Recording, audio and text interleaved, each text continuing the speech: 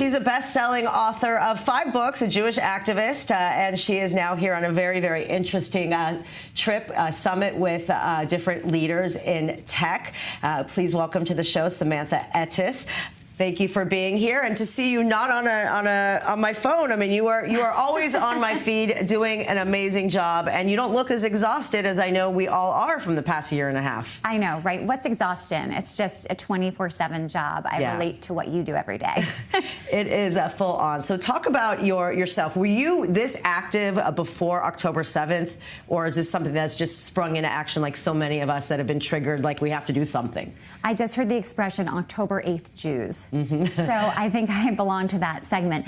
I was an activist in many ways. I was an author and a podcast host and a radio host and a TV contributor for women and women's empowerment.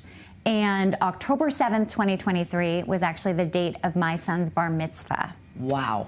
And the next day is when we really understood the gravity of what had happened.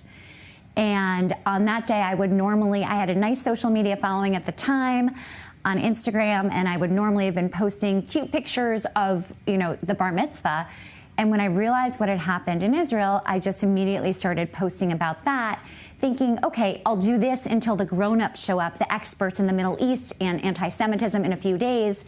And when they didn't arrive, people started looking to me, and I thought, I'm kind of grossly unprepared for this position. And I started educating myself and reading a book a night and trying to play the role of someone who could deliver the truth in news. It's so interesting because it's true. We've all of us that are, in the media, it was something that was a call to action, because I too can relate to that. I mean, I was here, obviously working on I-24, but I felt a responsibility because of all of my friends abroad who were following me. Like, I felt a responsibility to share information from here. I think it's just this universal, collective oomph.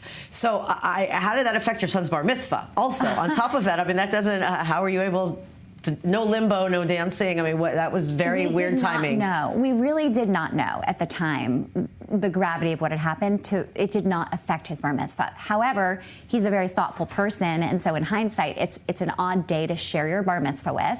And I said to him, just like life, every day has great moments and horrific moments, and something wonderful and a mitzvah happened on that terrible day. So explain more about your journey, because now you have so many followers. You are officially an influencer. Hats off to you, because people think it's just an easy job. It's not. It is a full-time job. It is. I wake up every day and I try to decipher what the breaking news is, but also try to verify that it's true. So, which, even this week, our president shared information that wasn't true. So it's very, very difficult to find sources of news that are accurate and that I can share, but at the same time, I want to give people the news in real time. And so that's always the tension, is making sure that you verify it. So I spend a lot of my time on Telegram, because most of our news on Telegram hits 2 days ahead of CNN. And unfortunately, our traditional media outlets, especially the American ones, are full of what we now know is Iran-backed propaganda. It's very hard to compete against the money machine that is Qatar and Iran, that is basically brainwashing a lot of people. And it's hard to fight against. And for it to come out like this, because this has been going on for quite some time, when we really thought mainstream media was mainstream media, and of course coming from the media and the news in the States as well, it really is quite alarming. But what has been the pushback? I mean, I imagine you have a family, you have kids, your name is now a very public name. There's many others like you that are doing this. Are you getting threats? Are you getting any kind of people trying to find where you are? I mean, that's a bit scary, or a lot scary. Yeah. I really don't think about that. I try to think about what I can do to help. When I am in Israel, this is my second time here since October 7th, I just love it here. I feel so energized by the people and the culture and how resilient the people here are. And it honestly gives me strength and propels me with the fuel needed to go back and fight the battles online.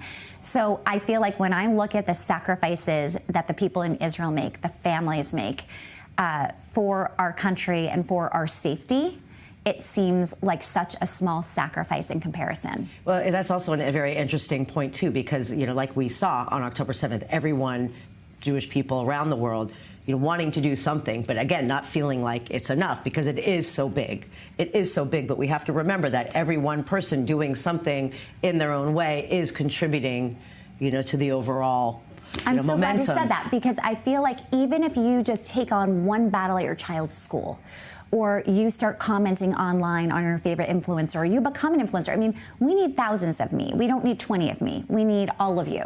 So every person who does one thing is critical and makes a difference. There's only 15 million of us and our allies, and we need more of us. But also frustrating because a lot of us have also learned that we're only talking to ourselves. I mean, that's also been another, we feel like we have to fight their narrative and do the hasbara, but at the same time, you start realizing how exhausting it's been, and are we getting to those people that maybe are open-minded and becoming more informed or having an open mind? I think that what we have to realize is, yes, sometimes we're talking to the echo chamber, but for me at least, I come from a background that was all about women in business, and my following was mostly non-Jewish. And those people have, for the most part, not left me. And I hear from them, which I love, and I hear from them all the time. That's the ultimate compliment. It really is. They say to me, I would never know what's going on if it weren't for you. The other day I heard something really interesting, which is the idea that we kind of blame these other minority groups for not standing up with us. And what we have to realize is that they are literally not even seeing the information. It's heartbreaking to think about it, but they don't even know what's going on. It's not that they've decided not to be on our team. They don't even know that there's a team to choose because they've been inundated with misinformation. Yes, and I think it is something that really has been very depressing for all of us. I myself have gone through this, as well. That people really, that you would think have critical thinking, that would want to get the facts, are just listening to whatever is being presented, which is a very scary state of our world. It is. I think when you look at what happened post-October 7th and the fact that we thought the whole world would be on our side, how could you not after what happened? And what we didn't realize is that there was a propaganda machine 30 years in the making that was ready for this moment, coming out with misinformation and lies, and it's very hard to battle lies. Now, finally, as I know you have a 13-year-old, I myself have a 13-year-old, I imagine that you're a role model as well to your son. What do you think what do you predict how this is going to influence also the younger generation, seeing such an active voice when it wasn't our world before October 7th. I mean, it is an October 8th thing, like you said. How is it affecting your son and his friends? Yeah, I mean, he's 14 now. I have 3 teenagers, 1 in college, 2 in high school. And it's difficult for them. I think what we have to come to realize is that our generation was almost in a safety net in some way. And we did not grow up with the level of anti-Semitism that this generation Never at all. facing. I never experienced it in my life. And I mean, listen, people have, but not to this extent. Even those that were growing up in towns where there were no Jews and they were the only ones, they dealt with it a little bit, but it wasn't a focus of their childhood. So I think what we have to realize is this is a different world, but we are more united than ever before, and that gives me so much hope, and I hope it gives you hope too. Amazing. Thank you so much. It was really great to meet you, and keep up the good work. You're doing a great